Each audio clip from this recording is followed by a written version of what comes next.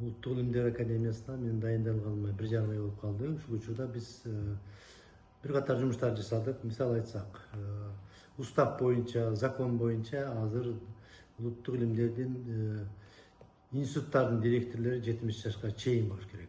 Ошол багытта бир топ 10га жакын институттун директорлорун алмашты. Ал жерде белгилүү биздин академиктер, член корреспонденттер бар. Алар өздөрү түшүнүп, законду өздөрү арыздарын жазып беришти. Анда ордуна биз жакшы иштей турган ошол институттардан карап, жакшы жаш жетекчилерди койдук. Алар бир топ жумуштарын башташты.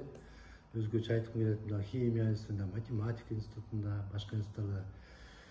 Андан башка дагы жасай турган маселе, бизде устав бекиген.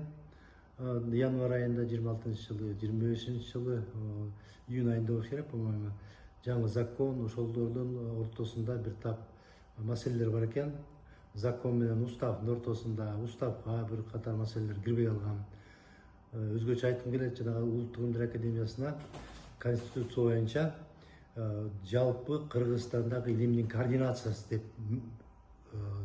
берилген да, ошо координациялоо берилген. Ошол багытта бир топ жетишпегендиктер бар экен. Уставга, законго ошол кантип координация керек. Мисалы үчүн академия эмес, башка тармактагы, мисалы үчүн Минздравдын алдында институттар, Минсельхоздун институттары бар. Ошолорду кантип координациялап жалпы жыл сайын жалпы илим боюнча отчет жасап, аны биз кабинет министрге жана президентке отчет бериш керек.